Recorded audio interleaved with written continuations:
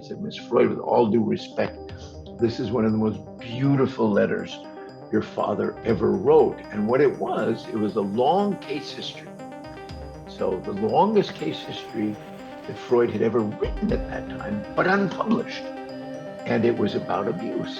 And at the end of it, he had this magnificent line. He quoted a line from the poem Goethe, "Poor child, what have they done to you?"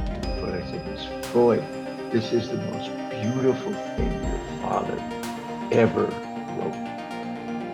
Why would you omit that? It had a big red pencil through both sides saying, "Not for publication." And she said, because he was wrong. I said, well, you may believe that. I don't believe that. Why don't you let the public decide whether he was right or wrong? This is part of history. It's not for you or me to say this is the truth. This is what Freud wrote. Give him his voice. And she pondered and she said, okay, if you really want to publish these letters, I will let you.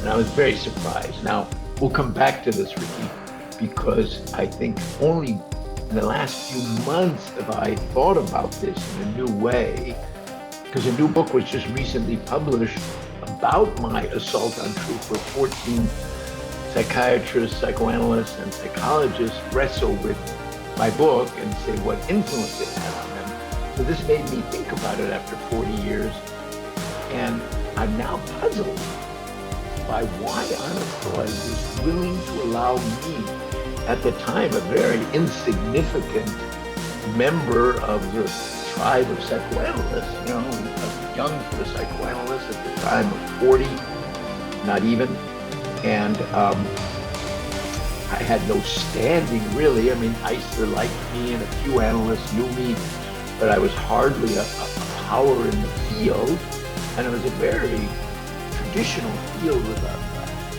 heavy hierarchy. You know, in your 60s, you became somebody to recognize. So it puzzled people that Anna Freud would hand over this treasure, this family heirloom to me.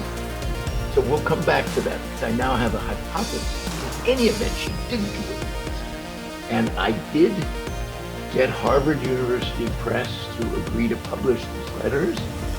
And I began doing elaborate research. I went to Paris, I went to Vienna, I went all over Europe, searching for how this story evolved and what was important about it and why it was significant to us today.